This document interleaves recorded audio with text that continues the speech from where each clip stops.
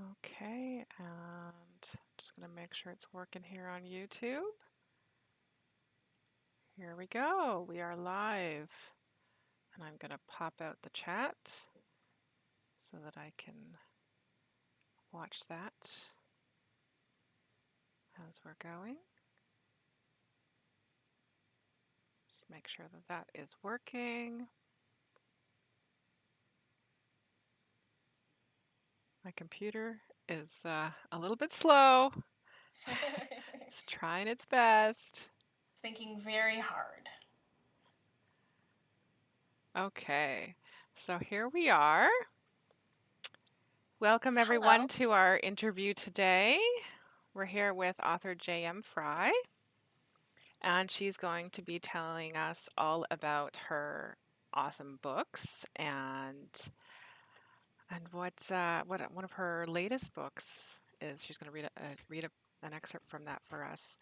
So I wanted to just start off with give us a little bit of an introduction of yourself and how did you get into writing novels? Oh, goodness. So I am a voice actor, a novelist, and a fanthropologist. So basically, I study fans and fandom from a social anthropology perspective. And I am a professional smartypants, which just basically means I am a talking head on television shows and radio shows when they need like a fandom expert or they need somebody who can speak intelligently about like Star Trek or cosplay or something like that. I'm usually the person they called. So professional smartypants.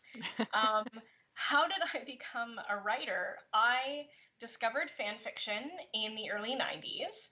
And right around that time, our high school got dial up. So that was the first internet that I had ever experienced. And I really liked this Canadian television show called Dracula the series that like nobody's ever heard of. Um, and I was trying to find information about it. So, back before Google was a thing, I was Googling um, Dracula the series, and these stories came up that people had written about these uh, these characters, and I was like, oh my gosh, you can do that! You can just write a story about a show that already exists. So I discovered Dracula fan fiction, and then Sailor Moon fan fiction, and then Buffy fan fiction, and then I started writing my own. And actually, my first big um, fan fiction was a Sailor Moon fanfic. Oh. And my friend and I printed it out. We illustrated it. We drew our little Mary Sue's. It was great.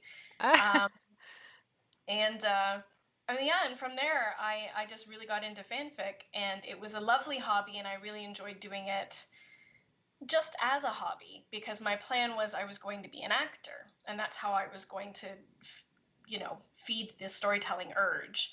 And unfortunately, in 2006, while I was living in Japan, I got hit by a car and crushed my knee, and that kind of ended my acting career. So luckily now I voice act. I've managed to get back into acting through voice acting because I can do that while seated.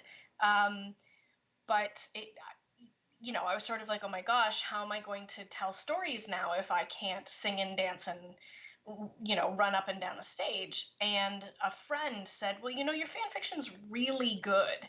Why don't you try writing something original? And I was like, well, yeah, I guess I can do that, but this is supposed to be a hobby. So if I'm not gonna break my own heart over this if it doesn't happen. And then, of course, the first book I wrote, no one will ever see. It's buried in my parents' backyard, literally. Oh no. Um, but the second book I ever wrote, the book that I wrote while I was laid up in the hospital in Japan, ended up being named Publishers Weekly Best Book of the Year in 2011, one on the list. So, I guess I didn't suck. Um, and from there, it's all just sort of been like, oh, well, now I have a career. I guess I'll just keep going. All right. Well, that's quite quite the journey to get going. Yeah. So, I've been reading up on your website about your different books. Hmm. And of course, the Skylarks Saga keeps coming up a lot. So what inspired you to start that series, and who would you recommend would really enjoy reading that? So these are the two books right here. The Skylark Mhm. Song comes first, and then the Skylark Sacrifice, which I'm going to read from later. Um, how it came about was I had literally just finished Triptych. Um, it was signed with a publisher. I was looking for an agent because I signed the book before I had an agent. So I just signed it independently with the publisher, directly with the publisher. And what had happened is that because the book did so well critically, a couple of agents had kind of come out of the woodwork and were like, "So hey, can I make money off of you?" But to get an agent as a writer, you have to have another book. Like you have to have a product to sell. So I had kind of sort of had this idea for Skylark, but it really crystallized when a group of friends and I were at a steampunk convention, and we were all dressed up. And as a steampunk, you kind of build your own character and you sort of build your own personality, and you dress according to that made up original character that you have. And there was a bunch of us sitting in a circle, and I was saying, "Oh, I need to write a new story," and someone said, um, "You should write a story about us. This group of people in this circle, you should write a story about us." And because I will admit we were several bottles of wine into this conversation, I went, "Sure, I can do that. Challenge accepted."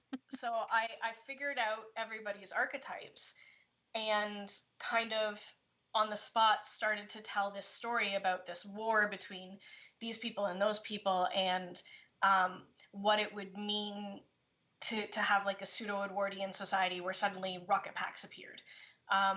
And the story got a little bit complex, and I really enjoyed it. So when I woke up the next morning, I was like, "Wait a minute, I think there's actually a story here." And I started writing that. So that's where Skylark came from. It's a drunken dare at a steampunk convention. And yeah, and the story as it was originally, it was just meant to be one book, but it kind of got away from me, so it's two. Is there going to be a third? Hmm. Nope. If you I haven't read it, obviously. if I'm you hear sorry. that screaming noise, that's everybody who hates me for ending book two the way I did, going, "Yes, give us a third book." But no, I'm sorry. There's That's as much story as there was. It was originally meant to be just a standalone, and then the standalone ballooned to the point where we decided to make it two books. But no, it's just a duology. Okay. All right. And also, yeah, Skylark's Saga centers around a strong female protagonist. What were some Hmm. of your influences in developing her character? So I kind of dislike the term strong female character when people like Joss Whedon use it, and other writers like him, because when they say strong female character, what they mean is violent female character. Um, and I think that there needs to be a distinction between a violent female character and a strongly written Hmm. female character. Um, and for me, I wanted a woman who was conflicted, Hmm. who did fall in love with somebody, but it wasn't the only thing in her life. Because I remember being 17 years old and not giving a crap about romance. I didn't care. There was this really nice boy in school who like got me a rose and like asked me to go on a date with him at the door to the classroom where everybody could see. And I was like, "What? No. I don't. No, thanks, but no thanks." And like closed the classroom door in his face, and that Oh, poor this beast. sounds like me in grade four. I felt so bad after I realized what I'd done. But for me, at 17 years old, I had other things on my mind. I was a child actor. I was actually in the middle of a run of Annie, so I hadn't like slept in 6 months because I was still going to school at the time. And I had more important things to do than romance. And I also had the fan fiction, and I had choir and dance classes, and I had other things in my life. So then when I kind of got to this idea of writing a YA book, and I specifically chose to write a YA book because all of my author friends around me were selling YA books and doing very well with them, like getting TV offers and stuff like that. And I was like, oh, I can do that too. I can do Hunger Games. Why not? And it's so hard. I will never write another YA book again. It is so much harder. It is so much harder to write YA than adult market. Oh my God, I have such respect for YA writers. Um, but when it came time to do that, I was like, okay, I want to write a YA protagonist. I want to write a YA story, but I want it to be about more than just, does this boy like me? Um, and uh, I decided that I would make a strong female character. So I wanted a protagonist who was built like a brick house. I wanted her to look like I wanted her to look like a hero. So I decided to make her an engineer um, in this pseudo Edwardian alternate reality where she like hauls around anvils and hammers metal. I wanted her to have arms like a Like an athlete? blacksmith. I wanted her to literally be a strong female character. And for that to be part of her journey is learning to use her body as more than just a tool for other people to exploit. Um, and I also wanted to make it so that somebody who looks like that could also be beautiful. Um, by the end of her journey, she's at court in gowns with fancy clothing. So it's sort of like it's not Brienne of Tarth or Daenerys Targaryen, right? Like somebody can be both, Mm-hmm. is what I really wanted to do with that. Yeah. Well, when I think of strong female characters, I tend to lean towards, strongly written as ones that are diverse and have depth. You know, and then that was one of the things that I had been really thinking strongly about when I was developing Pretty Heroes and changing it from being a Sailor Moon convention to being a girl power convention. Yeah, Um, and I wanted to have diverse characters that we were celebrating, and that was what we really liked about them, that they weren't these cookie cutter kind of characters that, they always have to be blonde and wear pink and yeah, yeah. And and if they be do perfect have Robin, sunshine all the time. yeah. Well, and that's something that I really wanted to do with Robin is I wanted to show that she has depth of emotion, that it's Hmm. because I mean I love Sailor Moon. We all love Sailor Moon. But one of the things that I've never really been able to wrap my head around is why Usagi and Mamoru are together. Hmm. I don't understand what they see in one another. I Yeah. mean, I understand that he's a university student and she's 15, so she's got a crush. That I get. Well, in the I manga, at least they're closer in age. At Yeah, least he's 16 and she's 14, so it makes more sense yeah. there.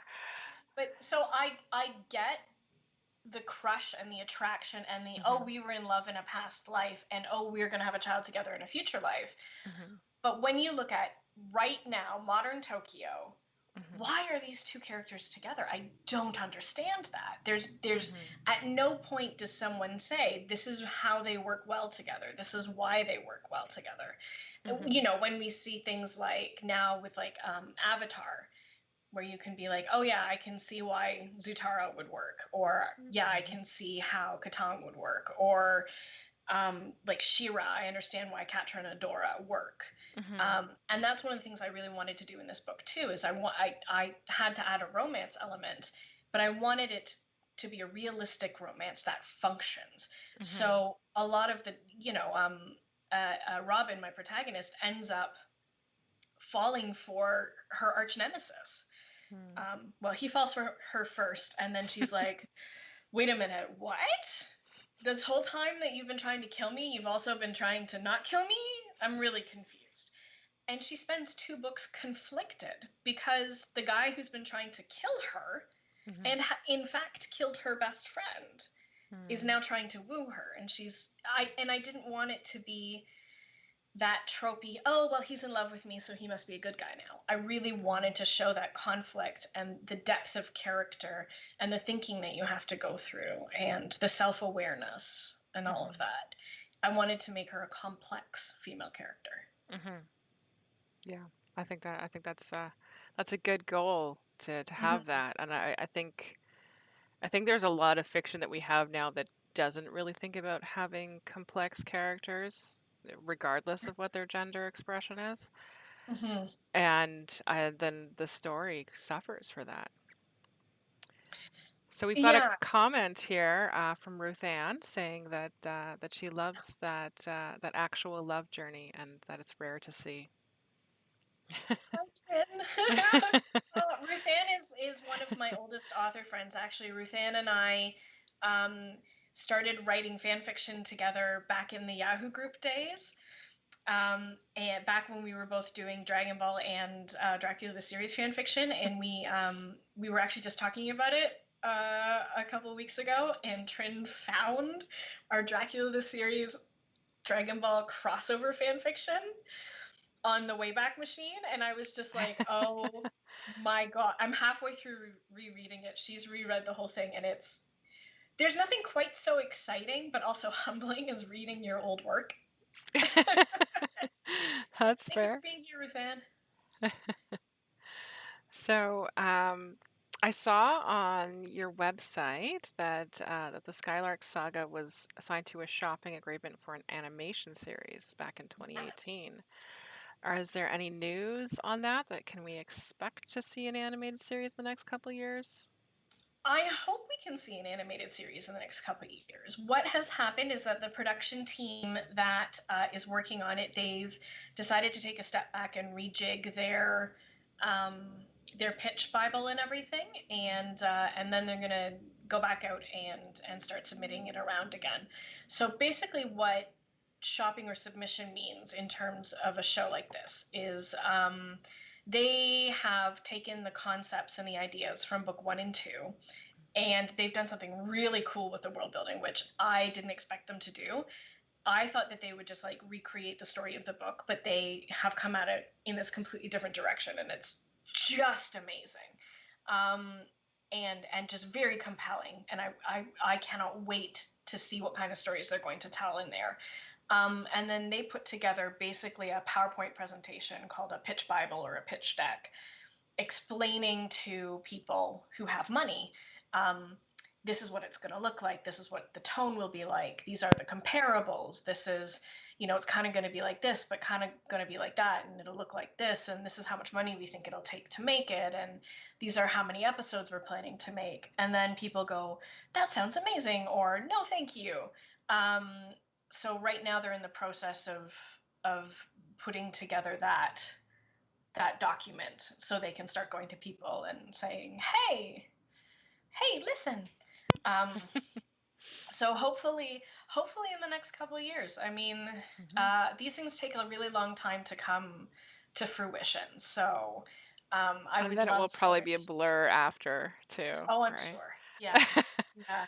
Well, and it's interesting because I'm not certain how much involvement I'm going to have. Hmm. Um, obviously, they say to me, would this work in your world? Would that work in your world? Would your character ever do this? Would your character ever do that? What about this? What about this? Oh, you didn't explain what this is. You just kind of mentioned this offhand. Can you take an hour and explain this to us? Hmm. But at no point have they said, oh, we want you to write the pilot, Yeah. or oh, we want you to write an episode. And I am a trained screenwriter, so I could do it, but it's possible they won't invite me to write because they don't want the interference of the author, or they don't want the other writers to be like, she thinks she knows everything. She doesn't know everything. Like, I don't know what the balance of the writers room is going to be like. I don't know if I'm going to Hmm. be invited to write an episode. I don't know if maybe when it comes down to it, I might ask to write an episode, but I Hmm. might not.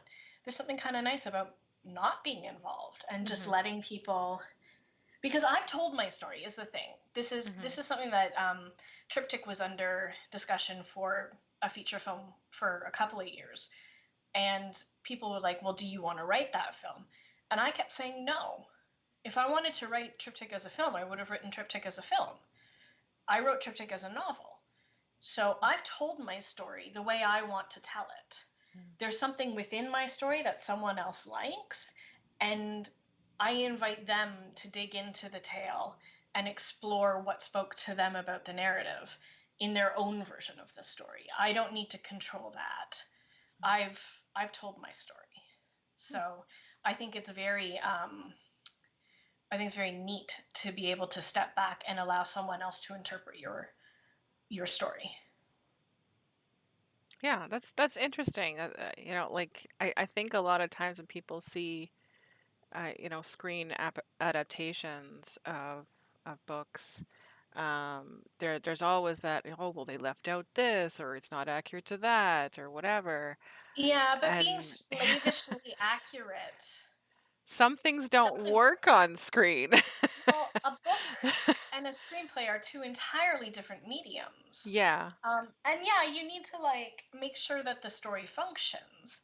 I Hmm. remember walking out of Prisoner of Azkaban, the film, with my mother, and my mom turning to me and saying, "But how did Lupin know how to use the map?" And I was like, "Well, Lupin is Moony, Mom." And she was like, "Oh, well, they didn't say that in the film." I knew it because I'd read the book, but Mm. they never, at no point in the film, do they make it clear that Professor Lupin is Moony. And I was Mm. like, oh, yeah, that's a thing. They shouldn't have left Mm. that out.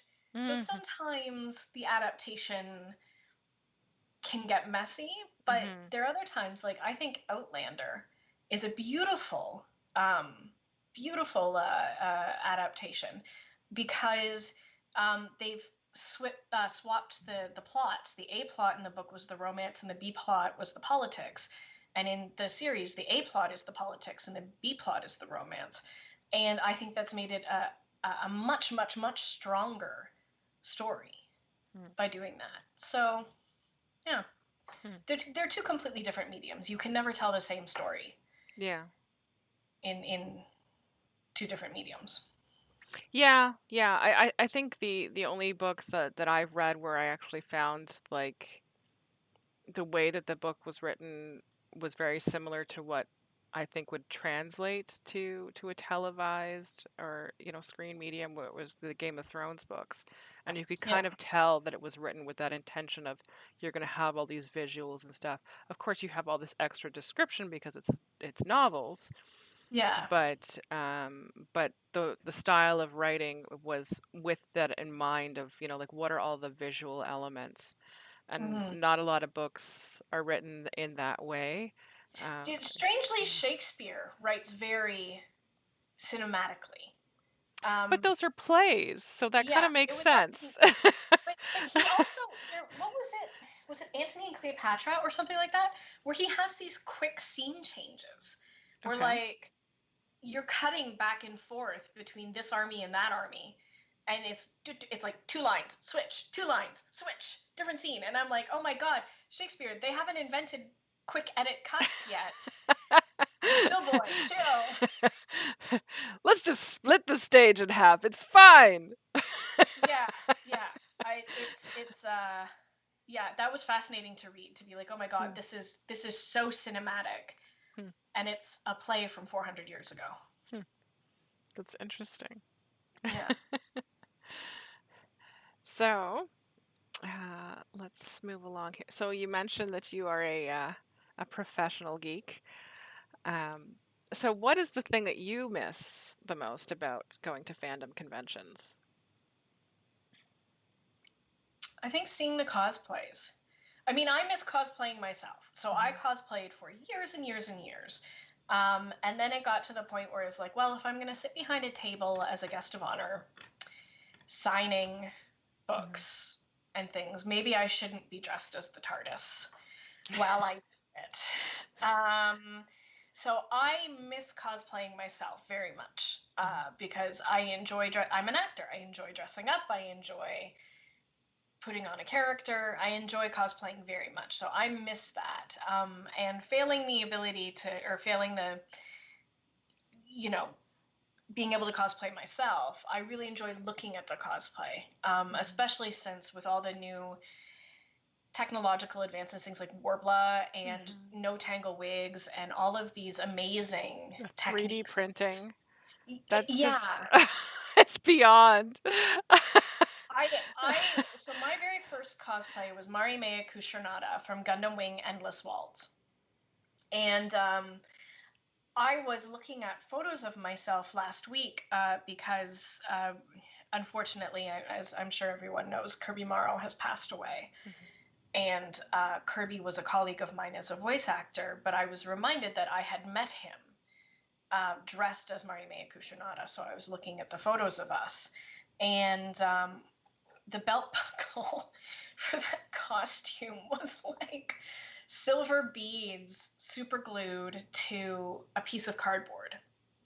And it just looked so ratchet. It just looked so. And I was thinking, if I had made this outfit now, I would have had that 3D printed.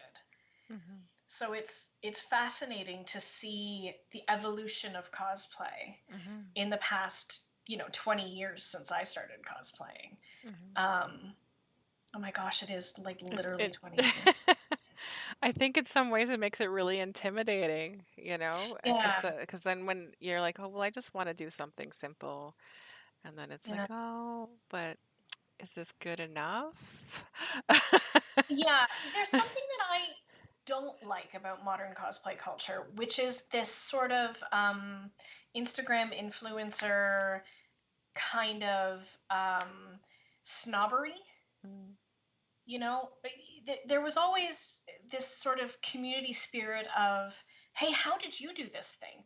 Oh my mhm, gosh, that's amazing. It didn't really work, but you still look great. Like people mhm, were very um, supportive of one another. And mhm, like, if somebody sewed something themselves and they've never sewed anything in their lives, everyone was like, oh my gosh, that's fantastic. I'm so proud of you.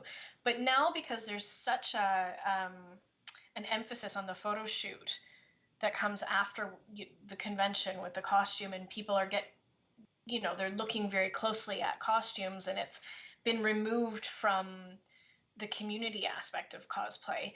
There are certain people who are getting really unpleasant to newbies and beginners, mhm. and that's not how you build a community. You Yeah. help the newbies, you compliment them. I mean, nobody looked at my terrible belt buckle with the super glue and like the macaroni art beads and said, oh my god, I can't believe you did it like that. That's just, nobody made fun of me on the internet for that. and Yeah. and yet there are these websites out there where people like take photos of cosplayers who are trying really hard and Mhm. completely trash them. And I'm like, Yeah. this is not this is not what our community is, Yeah. and this is not what our community should be. Mhm. I agree. Drives me crazy. So that's why every time I see a really great cosplay, or at anytime I see anyone cosplaying, whether it's really great or not, I will find something in it to compliment, because Mhm. it's hard work. That Yeah. person literally took their heart out of their chest, and not only are they wearing it on their sleeve, they sewed it into their sleeve. Like, cosplay is literally the physical embodiment of your love for a media text. Mhm. It's the most vulnerable thing you can possibly do as a fan, is to literally wear your heart on on the floor. Um, and I think it's wonderful, and that's what I miss most about conventions right now. Okay. Yeah, I miss the cosplay too. It's I've seen people try to do stuff online, but it's not the same to, cosplay in your house. And Yeah, and then just, see I people online. It's not the same at all. I And feel then, like maybe of next year course, we'll we're sew all a it. little more fluffy right now, so costumes might not fit quite right. I'm not saying I have to add an extra privacy panel into the back of my TARDIS gown, but if you notice there's a different color fabric back there, just don't say anything. That's all right. That's all right. So Ruth Ann is asking in the chat, do you think that your experience as a fanfic writer has given you the confidence to let other people, companies, etc., recreate the tale that you tell? I think so, yeah. I think there's a lot of when you're working in fandom and in fan fiction, you understand that no idea is wholly original. and you understand that no media text is actually precious. Mm-hmm. So, I mean, the example that I always give is I have baby writers come to me and say, "Oh, I want to write a story about vampires in high school, but I can't do it because of Twilight." And I'm like, "Okay, well, first off, I'm older than Twilight, and there were vampires in high school novels long before Twilight." Oh yeah. Um, but I say, do whatever you want, because how many Coffee Shop AU fan fictions have I read? The answer is all of them. I love Coffee Shop AU fan fiction. I love Flower Shop AU. I love Omegaverse. I love, like, whatever that trope is, I will read the hell of it. And I never get bored because nobody will write the same trope the same way. Mm-hmm. And that's what I love about fan fiction, is that it's really taught me that people gravitate to a single moment or a single line or a single concept from a media text and will blow that open and expand it. And it's just, it's precious and beautiful. And then the next person does it a different way. And then the next person does it a different way. So I'm not scared of what an adaptation of one of my works is going to look like, because somebody's going to reach into my work and find something that was precious to them and expand on that, Mm-hmm. and build the story on that. And I think that's so neat. I think that's so neat. I'm not scared of it at all. Yeah, the options are limitless. Yeah. Yeah, yeah. I mean, you could take Triptych and make it a not science fiction story. You could easily tell Triptych as a story between three people instead of uh, two humans and an alien. Um, it could very easily become not science fiction and yet still be the same story. Mm-hmm. Okay. All right. Mhm. So, moving a little bit ahead here, um, what are some of the techniques that you use to grow as a writer? Oh, interesting. Techniques to grow as a writer. I mean, to quote Stephen King and Neil Gaiman and literally everyone else, read, read, read, read, read, read, read, read, read. Um, but don't just read what you do. Um, for me, some of my greatest ideas have come from reading something completely not within my wheelhouse. Like, I have a historical novel that I just, well, hold on, let me grab it. I made a pile of my books over here on purpose that I literally just published. And the idea for this came from, like, walking through the Jane Austen Museum in Bath, but then also reading Queen's Servant, King's Mistress by Tracy Borman. And it was like, oh, it was this historical biography. And I don't really read biographies. I was like, oh, that's, I don't really want to sit around and read about the things that dead people did. Yeah, it's not as interesting to me. But Lucy Worsley name dropped the book in an episode of one of her shows, and I was like, oh, that sounds fascinating. If Lucy Worsley liked it, then maybe I'll read it. And I read it, and I was like, oh my gosh, this is incredible. And everything that happened in this woman's life, I would never in a million years have picked up this book. But if I hadn't have picked that book up, I wouldn't have written this one. Mm-hmm.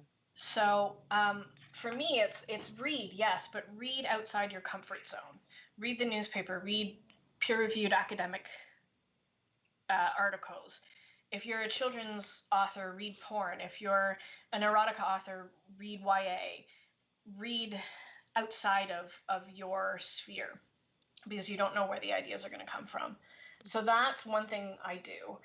I do Nano every year because I think that's the only way that I'm ever going to get a first draft done. I tend to wander away from the computer too much. Oh, I could sit here and write, but it'd be really great. I should make a batch of jam. Do, do, do, do. Why am I making a batch of jam in the middle of December? Because I feel like it. Because it's a way to avoid writing. So And it's also the doing winter. Nan, Where are you going to go? I know.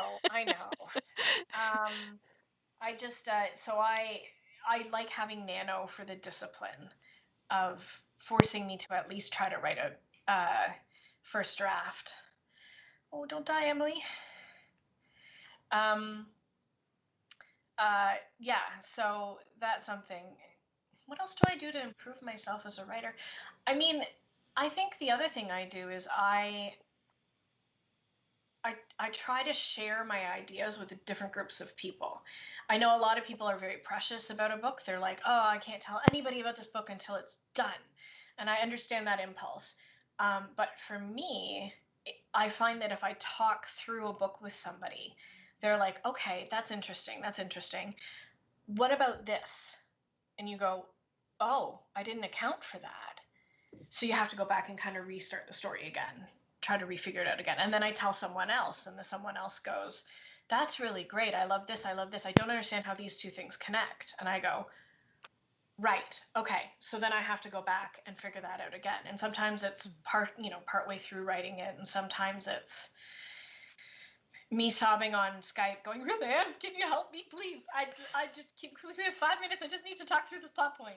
Sometimes it's calling my mother and saying, do you remember that thing I told you about over Thanksgiving? What about this? And I find the more people I talk to, the more input I get on the story, the stronger the story itself becomes. And I'm not saying that I take everybody's advice and I don't give everything away when I'm telling the story, but I find kind of peer reviewing my ideas makes the overall idea stronger before I even sit down and start writing it.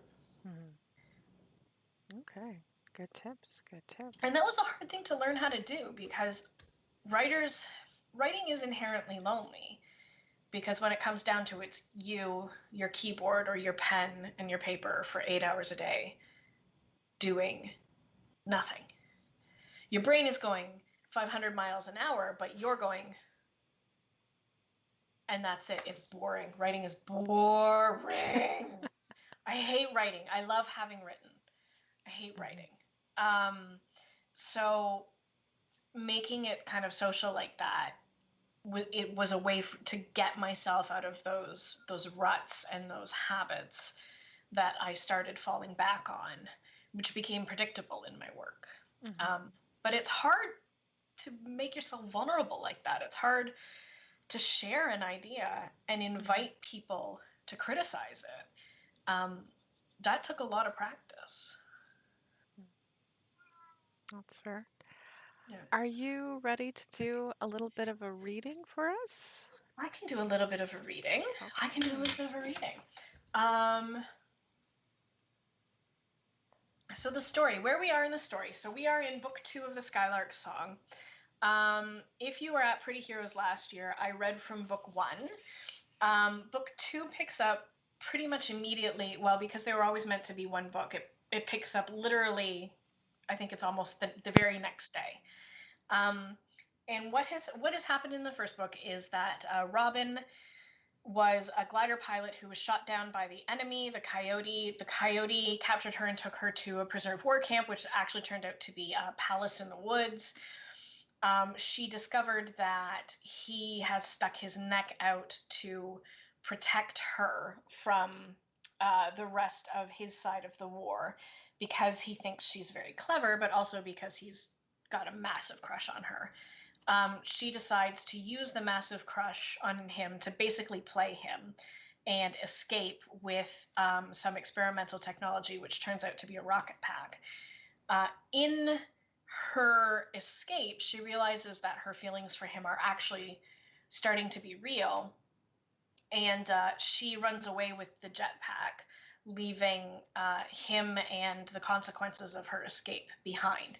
So now in book 2, we've picked up, she's got the jetpack and she's starting to use it to try to win the war from the inside. She's realized that she cannot cross back into her own territory without probably getting shot down, especially if she's like one person with a jetpack. So she's decided she's going to go to the capital city of the enemy territory and just basically F things up in an effort to help her side win. So she's doing things like derailing supply trains and blowing up fuel reserves and making sure shipments of ammunition sink to the bottom of the ocean. Just whatever she can do to make it so that the not her side is at a disadvantage. So in this scene, she has gone to a fuel factory, stolen a whole bunch of fuel in a pot, basically with a pressure cooker pot that she found. So she'll have fuel for her rocket pack, but she decides to blow up the factory on her way out because that's what you do. Okay, there, someone shouted in Clonish, and Robin turned, dipping the end of the swatch of fabric into the amber puddle of fuel on the factory floor. A man stood behind a complex machine, pointing at her through the workings. It would take him a few seconds to scramble under it to reach her, and Robin used that time to pull the metal pot well away from the fuel on the floor. Then she bent down and started the burn on her jetpack's exhaust. "Get out of here," she shouted at the man, and then added in her clumsy Clonish, "I am make fire!" The man froze, eyes going wide, face going white when he caught sight of the fuel all over the floor and the gently smoking exhaust of her jetpack wings. "No!" he cried too, but by then it was too late. Robin dangled the end of her fuel-soaked scarf scrap under wings, and it flared into hot, noxious flames. They licked at her gloves, and she quickly threw it at the nearest puddle. It ignited with a soft whoosh. Fire crawled across the floor. The man screamed and fled. Robin slammed her hand down on the ignition and, clutching the pot tightly, shot into the air. She ducked around the catwalk and burst out of the roof hatch just as the first warning rumble echoed through the factory. Robin slapped the button on the control box for the stabilizing blades with her chin, and they sprang outward with their signature whistle. The musical chord was followed mere seconds later by a resounding boom that shook the sky and threw Robin off course. The space between the factory and the slums was barren, but it also wasn't that wide, especially when someone had the force of an entire factory exploding behind them, radiating out in ripples as the fire consumed each vat in turn, pushing them along like carefully timed detonations of a blasting stick. As the shock wave she was surfing reached the first row of houses, Robin was absurdly glad that none of them seemed to have glass in their windows. No unfortunate bystander would be blinded tonight, at least. That was something. She tumbled through the air until, swinging the pot around as a counterbalance, she managed to find her equilibrium, and not a second too late. She pulled up and just barely kept from smashing into the ledge of a roof. Kicking out, she used her toes to push forward over the lip of the gutter, missing a collision with a crumbled window gable. What she didn't manage to avoid, however, were the laundry lines. Wings caught on the thick cording, and Robin was unceremoniously whipped around. She dropped the metal pot and frantically swiped at the control box, cutting the thrust and detracting the blades so they wouldn't bend if she fell on them. The pot rolled across the flat roof, but the clamps on the lid held. It came to a stop against the lip of the gable. Robin's prize was safe. Robin herself, though, she was tangled upside down, one foot thrust up in the air like a bird in a net. The ragged end of her braid tickled her nose. The rest of her hair was trapped in the line, tugging painfully at her scalp, and she could feel the end of the ivory hairpin poking against her nape where the fabric covering her hair had come free.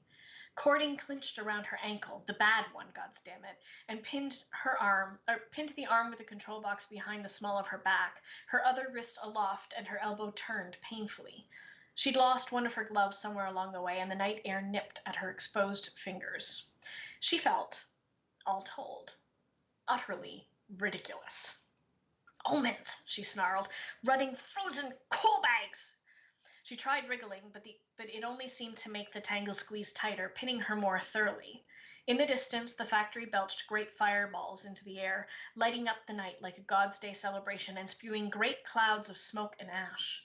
Her worry was temporarily muted by a surge of fierce joy at the sight. "I did it," she thought. Robin Arianhood had successfully flown wings and sabotaged a whole munitions factory, destroying a stockpile of fuel and yet stealing enough for herself at the same time. Her first mission was a complete and perfect success, except for the part where she was stuck like a pheasant in a snare. Robin sighed, craning her head around, trying to figure out how to get out of this ignoble predicament.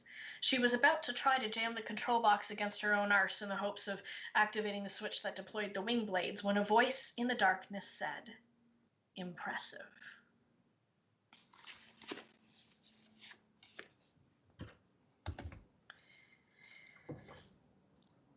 That's it.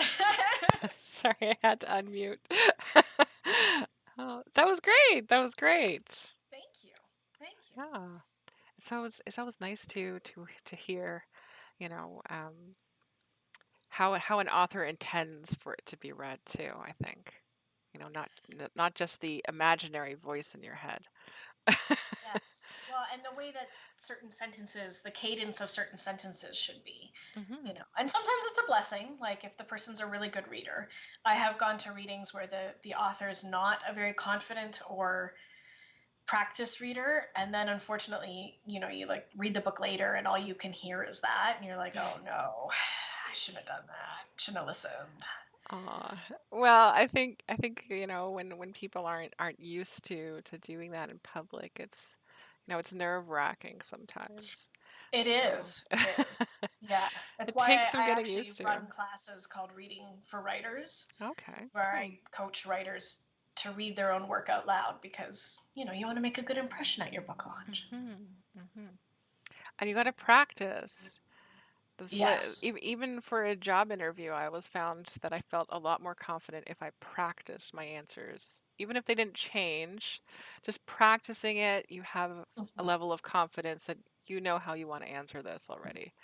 Yeah. Well, and it's interesting interviews like this. I often ask for the question list in advance, not Mhm. because I plan my answers, but because I just want to know where my brain should be going. Mhm. Um, Well, I like to always give the questions in advance. So this is the first time that I've actually interviewed you, so you didn't know that about me. But I've well, done this before, so I do this with other people as well, because I know that, like sometimes there's certain questions people don't necessarily want to answer or they can't answer for some contractual reason. yeah, Um, and also it helps people to prepare a little bit, particularly some of our Sailor Moon guests. Some of them they haven't recorded for this show in over 20 years. They don't really yeah, remember a lot of it. yeah, You know? So yeah. then they Have can to go go and they back and can like look take for your time. things and they'd be like, I remember there was this thing, but I don't remember which episode it was, and they Yeah, can try to find it. yeah, So yeah, so I'm glad that helps always, as yes. well. It's lovely to have. Um, and I had one more question I wanted to squeeze in here. Do you hide any Easter eggs or secrets in your books for clever readers to find? Of course I do. Of course I do. So okay, so I grew up in fandom. This is something we've been saying for the last hour. And one of my favorite books, I think you're not supposed to have babies. You're not supposed to have a favorite of your children, but The Untold Tale is one of my favorites. And because it's about a woman who wrote her PhD thesis on a big 1980s fantasy series. So if you can imagine a sort of like Game of Thrones, Wheel of Time, Lord of the Rings sort of series called The Tales of Kintyre Turn, written by Elgar Reed. And these books obviously don't exist. I made up this whole series. Uh, but in this book, uh, Pip is this PhD student who falls into the world of the books. So it's basically a Mary Sue fantasy. It's the idea that you get to enter the world that you've always wanted to be in. And Pip, being a big nerdy fan like us, refers to things. So when she's about to go on the beginning of this big adventure with the main characters from her favorite childhood book series, she's like, "Oh, wait a minute, we need to have handkerchiefs. Does everybody have a handkerchief? Because we're not turning around to go back to the Shire for a hanky." And so she drops things like that. And I made a point of making Elgar Reed a bit of a magpie writer. So his work is not quite as original as he would like you to think it is. So like the magical world the kingdom that, I don't know if you can see the map. The kingdom Hmm. is called Hain, Hain, which is, of course, the governing body of Species from The Left Hand of Darkness by Ursula K. Le Guin. Or the tavern that they stop in is called the Pern, as a nod to Anne McCaffrey. So the whole book is nothing. I couldn't even tell you how many Easter eggs are in there. The whole book is Easter eggs. If you're paying attention and if you know fantasy and science fiction, at least once per chapter there'll be oh wait, hey, there's a where it's either Pip making a reference and comparing herself to something, being like, oh my god, this is one hell of a yellow brick road, you know, and then having to explain it because everyone around her has no idea what the Wizard of Oz is, or it's something that the Elgar Reed has magpied and jammed into this fictional world, thinking that nobody else knows what he's done, um, which is really fun because I had to write a whole book, and then I had to write a whole book as someone else. So I had to actually come up with, what are the 8 books of the Tales of Kintyre Turn? What are their titles? What's the back cover copy? What was the plan for each of these books? So it was really neat to be able to plan an entire book series that I have no intention of writing, and then write a completely different book series based on those 8 books that I'm not going to write. Okay. All right. So that's fun. Thank you so much for joining us today. It Thank you was so really much nice for the invitation. to see you and to have this interview with you. I think we've learned a lot about your writing, and hopefully fans will go and check out your books. And you can find information about J.M. Frye's books all on her website. And we'll have a link for that in the description as well at our online portal at prettyheroes.com/online. Thank you so much for joining us today. And I just want to remind everybody that you can be a hero. Bye. Bye.